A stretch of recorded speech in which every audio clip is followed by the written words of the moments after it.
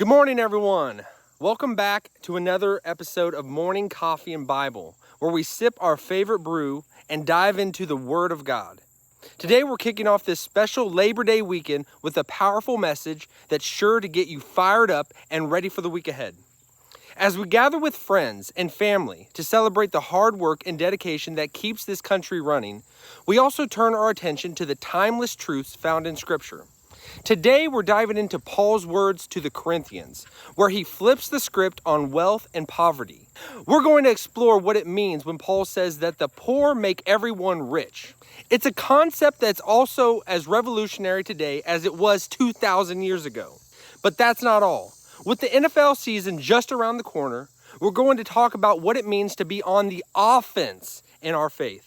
Just like a team preparing for the big game, we need to be proactive, strategic, and ready to take ground for the kingdom. And I'm thrilled to have a special guest with me today, my amazing wife, Jessi. Whether she's on screen or just lending her voice, you won't want to miss the insights she'll be sharing. So grab your coffee, settle in, and let's get ready to roll. It's time to be offensive in the best way possible. And make sure we're not just playing defense in our faith journey. Let's dive in. And I got to show you my dogs as well, just so you see them. There you go. What do you want to say? What do you want to say? You ready for today? All right, let's go. This is Rose, and over here, this is Maverick. I got to say it right. All right, let's go. So we hold on and enjoy the ride. After all the ups and downs, this is our time. Enjoy the ride. What is up, everyone? How y'all doing out there? Are y'all doing amazing? It's Labor Day weekend. It's Labor Day weekend, and we're enjoying. I feel like Elvis. I feel like I need to do that to get ready to get amped up and go. You got to see the Elvis movie. We saw that last summer, didn't we? It was a good one. It was a really good one. Yeah. Who is that guy that played it? What's his name? He's Austin Butler. Austin Butler, and he was also in The Bike Riders. Was really, really good as well. But I just think of Elvis, and that's what I need to do. I need to change my occupation and go to Las Vegas and become Elvis impersonator. Do you all think Elvis is alive? Have you heard that before? Why do people think that? They just want it to be true. Is that the reason? I don't know. You always hear about different people out there that like artists that pass away and that die, but like they didn't really die because their records make so much more after they're dead. Have you heard of this? I don't want to be conspiracy nut, but sometimes I be conspiracy. You've heard of like Tupac, and then his like sales went through the roof. Actually, I don't know. I fact check me on that one. I don't know. But have you heard of this stuff? You know what I'm talking about? Oh man, how's it going? How you doing? Maybe we should face each other. No. You don't think so? But like this? Remember that guy off of Die Hard, the Die Hard, Live Free or Die Hard, who's really funny. He's like, what, like this? Remember? Justin? Is that his name? From Dodgeball. Is that his name in real life? No. Yeah. I just know his name was Justin. But what was he doing? I don't know. He was being checked after he went through all that with John McClane and his daughter. So, yes. Today is going to be free for all. I'm talking about Elvis. I'm talking about Tupac. I'm talking about Justin, but that's not his real name, from Dodgeball. Also in Live Free or Die Hard. And you're going to hear a lot. Since I am free and outside, you're going to hear a lot. But you've learned to live with it, haven't you? You all don't even know what I'm talking about. You don't even know. You don't even know. Nobody knows. Except, I think we shared this on that one episode we did. I think every guy out there does this. If you don't do that, you ain't a guy. You ain't what? Okay. Sometimes she's like almost the voice inside my head that just checks me sometimes. You know. I think you do that. You don't mean to, but I think I sometimes like, oh man, I went too far. I know you don't want to hear that. We're gonna hopefully edit a lot of that out. And so today's Labor Day weekend. Is that the day? I think Labor Day is Monday, and the weekend is now Saturday. Yeah, I gotta be like a lot more careful. Because a lot of times I'll just edit it, but then what if I don't edit it, you know? And Oh my God. What? Oh, Do I overthink? yes. I don't overthink nothing. Don't overthink anything. All right. So, how are you doing, Jessi? Fine. I'm putting you on the hot seat right now. You're on the hot seat. You've stepped into Morning Coffee and Bible, the hottest seat in America, baby. In America, yeah. Okay, yeah. If you, that's why you can tell, like, only the creme de la creme come on this show, because it's the hottest seat in America. Right? Or just, am I right? Yeah. Because I put you under fire, you know, I'll test you. Test your biblical acumen. Oh my gosh. Action scene, baby, action. We don't hold anything back around here. Something I will tell you about this lady, she loves being called a lady, is I remember, and this reminds me because yesterday we went to high school football game. You know, high school football game. I hadn't been to a high school football game in probably a decade, but we went, and I remember whenever we were dating early on, I remember going to a high school football game, and we were just walking back out to the car, and probably you're talking with somebody. She's always talking with someone. And I remember just, she goes, and it was because of something flew by her. And that was like the very first time I ever seen, like, she overreacts. You saw a glimpse of it there, but you do, bugs make you freak out. It was a spider. It's different than a bug. But, really? Yeah. I remember whatever it was, you know, you probably have no idea. It was a North Platte game, probably one of the, because when we were dating, we went to maybe a couple, I don't know. And I remember you were just talking to someone, and then you did that, and you just freaked out. And I was like, And you're like, you're done. No, I would say I fell in love with you that day, but I probably fell in love with you before that. I don't know. Sure. So Yeah. what? That was a It was a bad thing. You can tell it made an impression on me because I remember like 20 years later. How many years would that have been? Not 20 years, maybe 15 years. No. Been married 15 years. Seven- Anyway, sorry I screamed. No, I love it. No, there's things I will tell you things about this lady. Hey, do you love being called a lady? Okay. She, I'm gonna spill the beans. She loves a deal. She loves a deal. She loves a coupon. A coupon. I remember going to Bed Bath & Beyond when we were dating, and you know what I'm gonna say. And she had a Bed Bath & Beyond coupon. We all did. Everyone, They all sent them out. Oh, and Bed Bath & Beyond, what happened? Especially, at least in Kansas City, I don't know about the rest of the country, but we were in Bed Bath & Beyond, and I remember you had that 20% off or some discount, and it fell between the cracks of something that was in the middle of the aisle of the store, and I was just like, oh, well, I guess it's gone. And then, but I remember walking to another aisle, and I looked back, and you were trying to somehow you're working your way in there, trying to figure out how can I move all of these things so I can get this. But I don't even know if you ended up getting it. I don't think that was me. I don't remember any of that or the bug. Oh my gosh. Yes, it was you. It was you. 100% you. 100%. I remember. Maybe there's someone else who likes a deal. No, not like you. Not like you. You love a deal. You love a good deal. I do. I do too. You know, sometimes. No, you don't. No, What? you don't. What do you mean I don't? You're like the most expensive thing. Do I? Yes, Do I? you do. No, I don't. Except our wedding ring. You said, what's the most cheapest ring you have here? Oh my gosh. What are you talking about? Which I appreciated. What are you talking about? You were there when I got a wedding ring. Yours. Oh, when we got mine, not Yeah. when we got yours, Yeah. making me look terrible. I don't. No, I remember getting yours, and I did not do that. I didn't say mine. When we were together getting yours. Well, I mean, why would I want an expensive ring for me? And it wasn't expensive, really, probably for her. I mean, probably about $1,000. I'd say probably about $1,000. And that's probably nothing compared to maybe 900. I don't even know. See, this is how cheap I am. I was offended you would spend that much. But you don't even know what it is. I don't even remember what it was. How would you know? You would know how much I paid for you on that? Yes. It was probably if I'm ballparking it was probably like around 950. 950. Okay. I'm guessing. Hellsberg, baby. We are lifelong buyers. Hellsberg. Oh yeah. Bling, bling, bling. Okay. Yes. What are we talking about today? All right. Well, I put you on the hot seat a little bit, didn't I? Did you feel uncomfortable? Did you start to squirm? I think the bug made her squirm. I didn't really, you know. But I will tend to do that. Okay. So today we are talking. I gotta remember not to be loud. All right. Mm. Okay.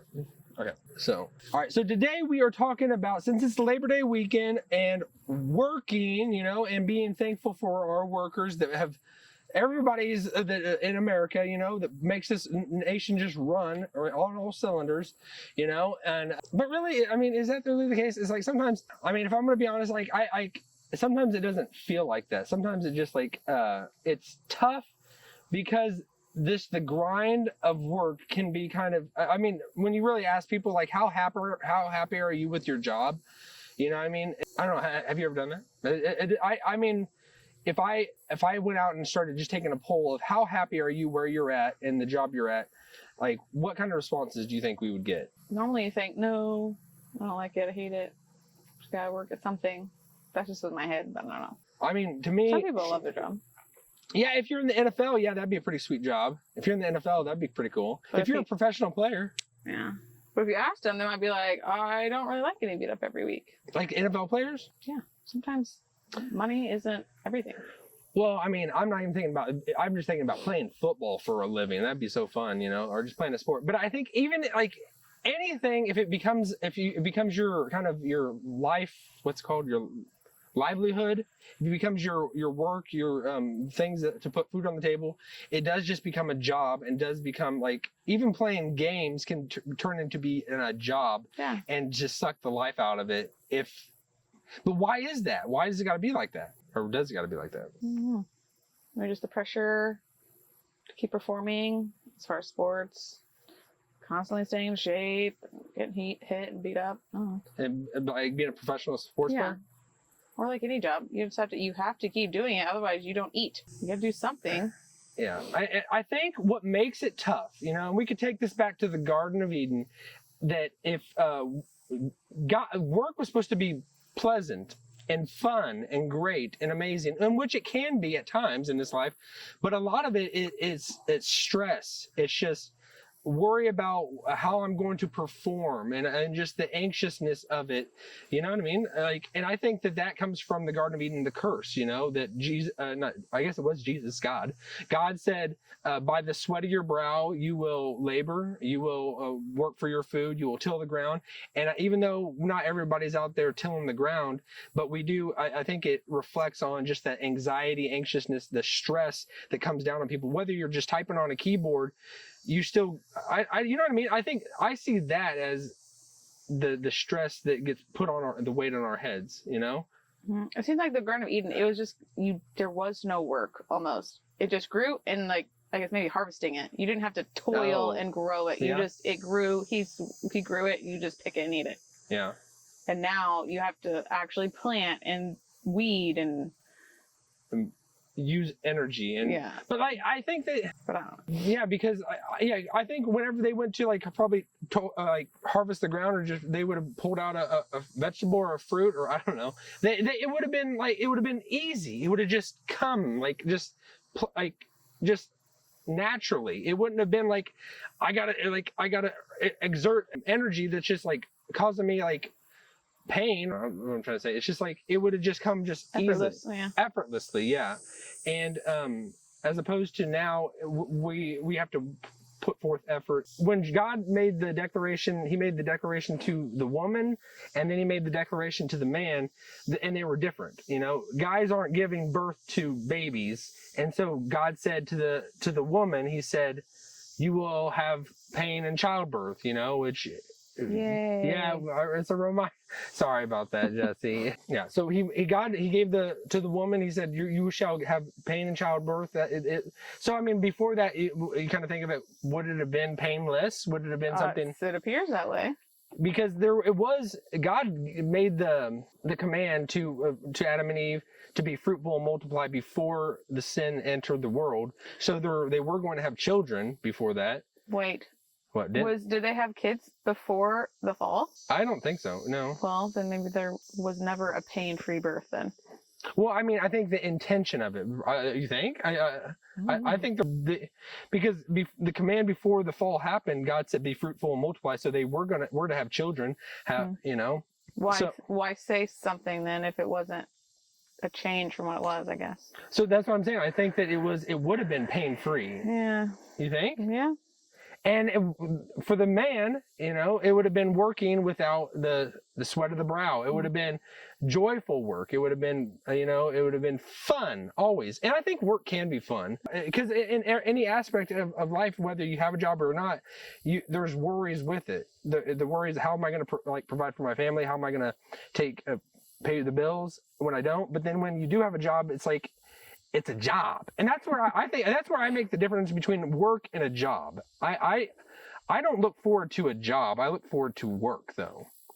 And maybe it's just a me thing, but just a different outlook on those two different words and just kind of a mindset. I don't know, work can be a great and blessing and doing it for good things. I think it's just, maybe I'm pouring into the word job, that word, all the bad things that I take along with it. And I'm pouring into the word work, all the good things. And that's how I kind of almost look at it.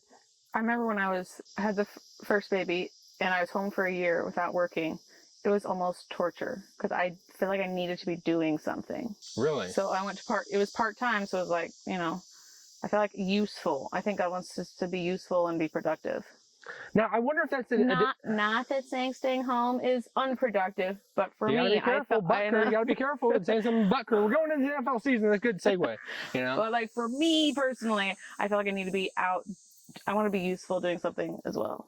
I mean, that is interesting you say that because for me, do you see it as the difference between a man and a woman kind of because it really makes me depressed and sad when I don't feel productive. You use the word useful. I think the word productive. Yeah, if I'm not making something, if I'm not getting everything out of my day possible that could be good, and I'm just wasting something, it makes me feel sick inside. It makes me, but I mean, do you see, do you think guys and girls have that same mindset? I think guys would have more though. Don't you think? Yes, generally, I guess. But I think if I was if this house on the property when I was offered that year, and I could garden and I could plant my flowers and weed eat and mow, I would feel more useful because But I just had this tiny little apartment I was stuck in for a year. What apartment was that? The first Wedgwood. Oh, Wedgwood. Well, we had the babies. That's where we were. I guess it was. Memory not so good. Memory not so good. No. So anyway, I think go ahead. I just felt like I would have been not so boxed in, or maybe it's cabin fever or something. I just had nowhere to go. And so if you think it would have been had more to do, even if it wasn't work or a job, you think it would have been better? You think you could have got more? You wouldn't have been down? Stir crazy, yeah. Stir crazy? Yeah. It wasn't terrible, but I felt like the itch to almost begged my old boss just to take me back. Really? Yeah. I do know, and I'll say this, I got, whenever I did get let go, that was over a year ago or a year and a half ago from a company. Laid off. I was like, we'll wait until this plane passes. Laid off, not let go. What's the difference? That's fired. Fired is let go. Jessi says the difference between let go and laid off. I say let go, but she says that that's the same way of saying fired, as opposed to I was laid off. I was let go with a bunch of other people. It wasn't just me. So a bunch of you were laid off. Yeah. That's what you're saying. Yeah. So I guess that's laid off. I've been laid off a couple times in my life. Then I remember at the government job I had at the prison. I'm a hard-nosed guy. I worked at a prison, and that was tough. Working at a prison is extremely tough. But when I'm talking about recently when I got laid off, that I was in between jobs for ended up being about a month. And I remember I was just completely miserable. I mean, for the most part, it wasn't like I could have some time to rest. It's when you don't have anything, even though you still have severance, you still have money coming in, and you still are able to pay the bills. It doesn't matter how much money or whatever you have. If you feel like there's an end to it, you can get that weight on you. And I just had that weight of even though I have time to do this, and I should maybe reflect a little bit more and go to a place that I really want to be, and I'm extremely happy at the place I'm at now. But I didn't use it as that time. It was almost, it didn't matter how much I was aware and could remind myself of everything's okay. We're able to pay the things we need to pay. And I have this for a little while and I don't need to be anxious about it. It was just that to know that it's going to come to an end and I need to have something and I have to have that stability, and it just wears on you, just the anxiousness of and I just felt like, and there was that aspect of it, of just being anxious about that. But then there was also, man, it's like, well, if I don't have something I'm actively doing, my mind wanders and I become a prisoner in my own mind, as people have seen. If you are, that you've checked some of my previous videos, you understand the kind of the struggles that I've gone through and I do go through. If I do not have something that I'm actively doing and put my mind to work, I can almost go insane. You know, I feel like, I hate saying this, but like Jack Torrance off of The Shining, you know, I sometimes like, it's like if you do not have that, and that's probably a terrible example, but like he just gets stir crazy, like you said, but he did it in a completely awful way, and the way he took it. I'm a horror film fanatic. I love The Shining. I love Stephen King. I don't think there's anything hiding about that. I love that kind of stuff. But I do get, if I do not have something, you know, all day makes Brandon not a happy guy. Or I don't know what he says, but I think I need to have something I'm actually doing. I remember years and years ago, whenever I had been laid off, that was kind of brutal. You know, I don't even want to get into that really, but like, it was a job I was at, and they just churned people in and out quickly, and I did not meet what they needed, and they churned me out viciously. Probably from them, it was the humdum, ready to go day, normal day. But for me, it's like, that's why it's a constant reminder to myself of, when you are dealing with somebody, their occupation, their job, their livelihood, you cannot just take it lightly, because you're like almost destroying that person's life in a way sometimes when you like close their means of financial stability, or being able to bring in money. So I think whenever I got let go from there, and I was out of work for about maybe 6 months, I don't know, however long it was, then I found the job that I went into. I remember whenever I first got there, and they were doing stuff on paper. They were still doing stuff on actually pens and paper, writing stuff. There was keyboards and all that, computers and all that, but they had not transitioned to the digital phase and age that we are in now. But it was so nice to actually be able to just write. I remember like I was having to write things on folders and having to write things on paper, and it was almost therapeutic. If you are anxious about anything, or just that you need to get out of your own head, just writing stuff can almost be peaceful. And I think for me it was a way that I could almost block out the voices.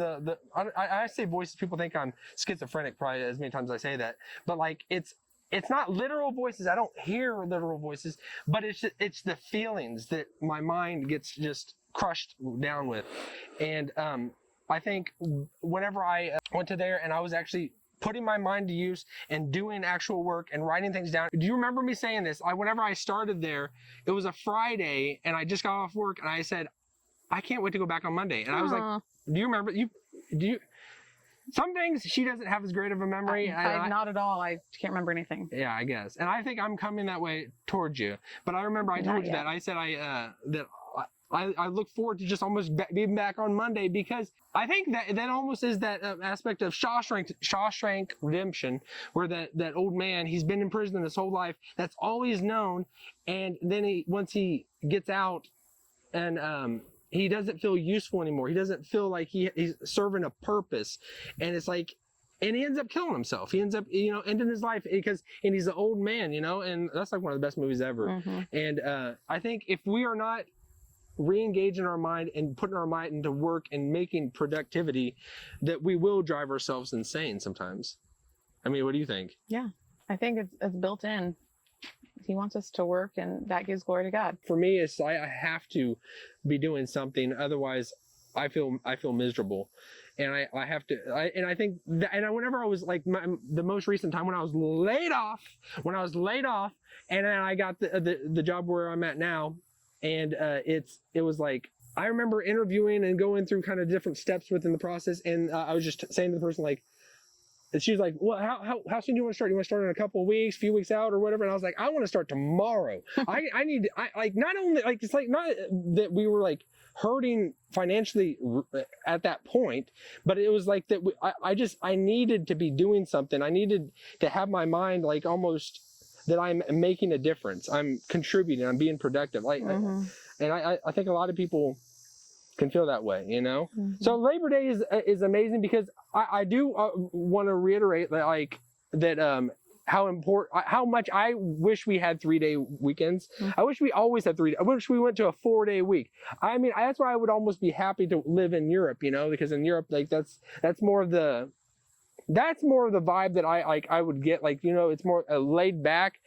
But I don't know. I bounce back and forth between that because it can be the anxiousness of you just want to be off work and having peace and being able to relax. But it's like the moment, like if I ever have a week off or from work and I take any significant amount of time off, I start going crazy. And and some of the worst points in my life have been the times of that I've taken off of work for a portion, like not just a day or two, but like a more lengthy time frame. And how long? Like if you took a week off for Christmas, would that drive you crazy? Maybe that's a blanket statement that's not exactly right, because but I just think of in my past, the worst times that I've had has been those time periods, because it's like I almost need my mind being engaged and doing something. Otherwise, I do just get. I think it's just my makeup sometimes that I have to have my mind occupied with something. Yeah, I can see that. And that's a lot to say about Labor Day and everything that goes along with that.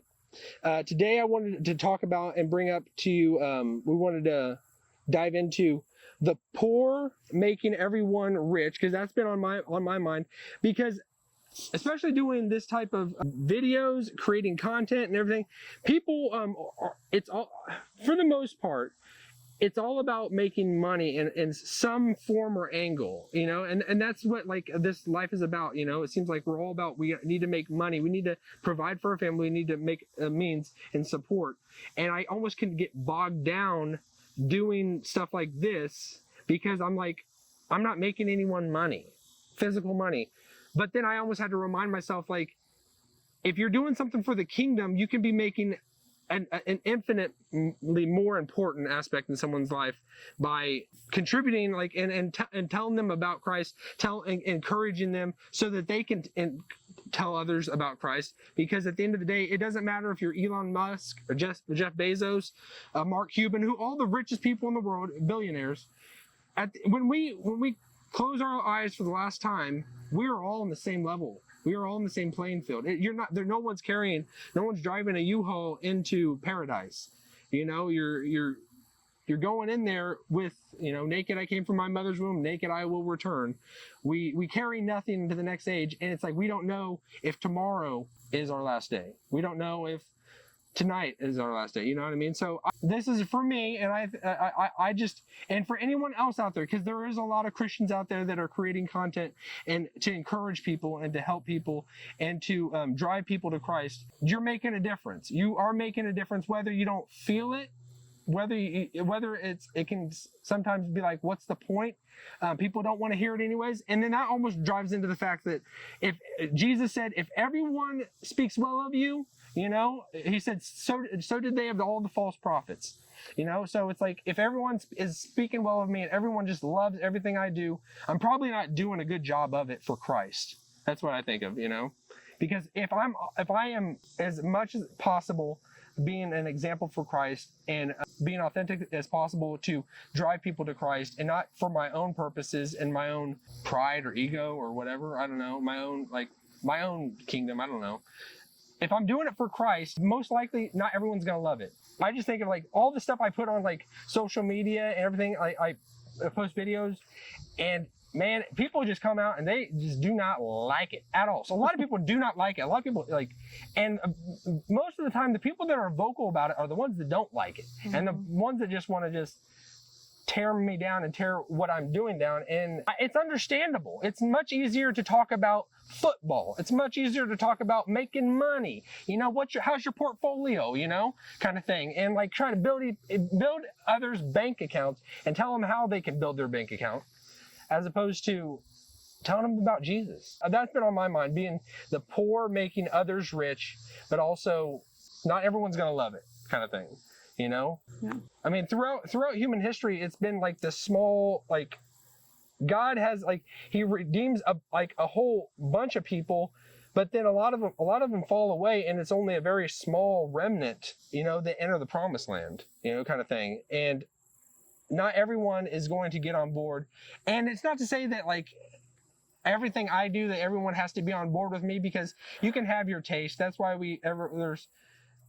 that's why there's so many churches, you know, and I'm not saying that's a good thing, because to me, that's not the greatest thing, that there's so many churches. I mean, we were just the other day, just driving around, and we just saw a church on every street, you know, there's a church over here, there's a church right across the street, there's a church over here, the church, you know, it's like, why do we got so many churches? I would like it so much better, like the New Testament, the church of Kansas City, the church of, you know, St. Louis. I know, but it's not practical. There's too many people. You got to break them up in different buildings.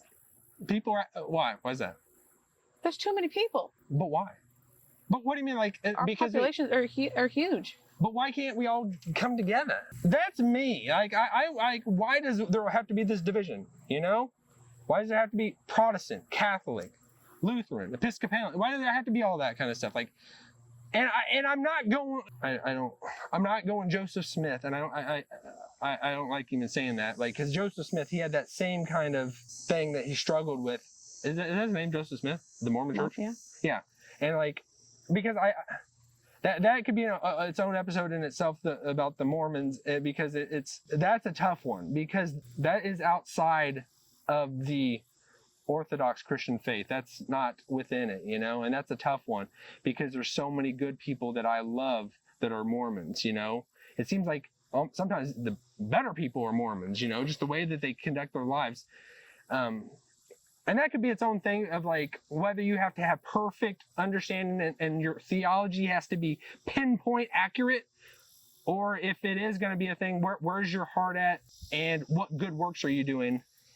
But that's the thing. I don't think we're going to get into heaven by our good works whatsoever, but we will be judged based on our works at the end of age, you know. Jesus will give rewards, and, you know, we'll be evaluated. But that could be its own thing of, like, it's something I struggle with, because, like, how wonderful Mormon people are. And that's a really extremely tough thing to talk about sometimes, especially if you have people that you personally love that are. But okay. So let's can you pull up those two verses? I gave Sorrowful, you two. Yeah, always No, not that one. Do that one okay. second. Do the other one first. 8:9. So this is 8:9, and this talks about the poor making others rich. Okay, 2 Corinthians 8:9. For you know the grace of our Lord Jesus Christ, that though he was rich, yet for your sakes he became poor, so that you through his poverty might become rich. So this is in 2 Corinthians, and we're going to go back a couple pages on the parchment, and you think, because I go down too many rabbit trails. I should change my show name to Rabbit Trails, you know, because I like rabbits Brandon and I like trails. Okay, we're going back a page on the parchment, and what verse is it? He's talking about him and his apostles, what they are doing. Like, these were the representatives of Jesus Christ living on earth. They had the authority to speak on behalf of Christ, and he talks about their condition, and he says, I'm going to spoil it. Though we are, it says, being poor, making others rich. Sorrowful, yet always rejoicing. Poor, yet making many rich. Having nothing, and yet possessing everything. Okay. So read that part about poor, yet making many rich again. What's that verse say again? Sorrowful, poor, yet making many rich. He's talking about him and the apostles. Him, Peter, you know, and James and John, all of them. They were poor men. Paul lived most of his life, I don't know if it's most of his life, but towards the end of his life in prison, you know, and he was the poor of the poor. But he's saying, like, no matter what he was and what kind of his livelihood looked like at that time, even though he was poor, he was making many rich. All the people that encountered him, that he was making them rich eternally. you know? And ongoing, like for all of us. Because you make, like, we think of telling somebody about Christ, how wonderful it can be, obviously, for their afterlife, you know, where they're going to spend eternity. But, like, just put that aside. Just your own life right now. And I'm not saying everything's this isn't a prosperity gospel. It's not everything's going to be wonderful and amazing when you trust in Christ. But it's like, everyone in this world is going through storms. Everyone is in the boat, whatever boat they're in. But it's who has Jesus in the boat with them that makes the difference, you know, is going to get them through it all. And think of just all of our ancestors that have told their children, and now here we are. Maybe there were some jumps in there that someone else might have told them, but like, look how far back. Oh yeah. It goes. Oh yeah. Just have to be faithful and keep it going. Oh yeah. And then lastly, I would just want to end on like being offensive. You know, we know it can be offensive to be offensive. You know, people like think, oh, that's offensive. I'm talking about, when I'm talking in this context, we are Christians. We are on the offense. Satan wants to put you on your heels. He wants to have you ice skating backwards. You think of, we're going into the football season, and that lineman coming at you and just wanting to destroy you. That guard pulling and just wants to blow you up. You know, and you just want to get on your skates and go backwards. No, you got to, like my coach has said, and I'm not going to say his name, you know, but he said you get up right up under there, and you just meet them, and you just blow them up so that that you just get in to destroy that running back there, you know. And that's what we got to be, because we are going into the football season, and especially of late, if you love the NFL, the teams that are winning the Super Bowl these years, they happen to be offensive teams, people that can throw the ball, people that can just drive it down the other team's throats. And that as Christians, we can be doing the same thing. You know, Satan wants to like push us back. He wants to think that he has everything high and mighty on us, where we can actually gain ground for the kingdom. And that's why it talks about the gates of hell will not prevail, you know, because Satan and his minions are the gates of hell. Gates are not offensive. Gates are not offensive. They are kind of, you got to break through them, you know. And he says the gates of hell will not prevail. It's like we are to burst through those gates, you know, and gain ground into enemy territory, you know. That's why we can, even though it sometimes can be kind of doomsday, is like we think everything's is going in a bad direction in this world. In reality, things are getting brighter as we near the approach of Christ. Things, as in the church of God, is going to get lit up and fired up more and more. I mean, you think of at the end of the age, the witnesses in Revelation, they're going to be just fire blazing out of their mouth and just telling people about the Lord.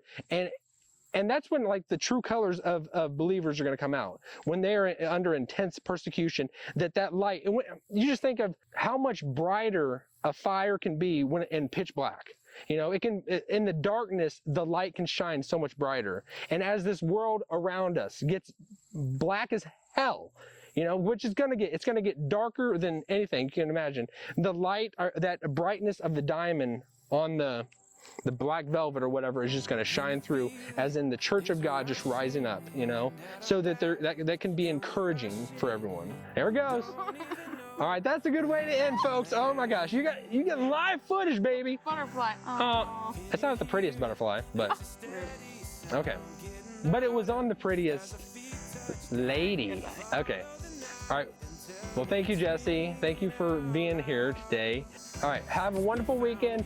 And as we go into this next week, I just want to say, go Chiefs. Go Chiefs! All right. See y'all. So we hold on and enjoy the ride. After all the ups and downs, this is our time. Enjoy the ride. Can you see it? There's a distant shore getting closer. We want nothing. I was a close-up edition. Sophie loved that when I did that. I'm trying to, oh my gosh. All right. You can't do that the whole time. I don't know. Don't do that. Don't what? Make sure you aren't seeing anything you aren't supposed to.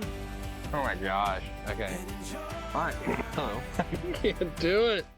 Hey, thanks for watching. If you enjoyed this video, don't forget to give it a thumbs up and share it with your friends. And if you're new here, hit that subscribe button and click the bell icon so you never miss an episode. Your support means the world to me, and it helps keep the content coming.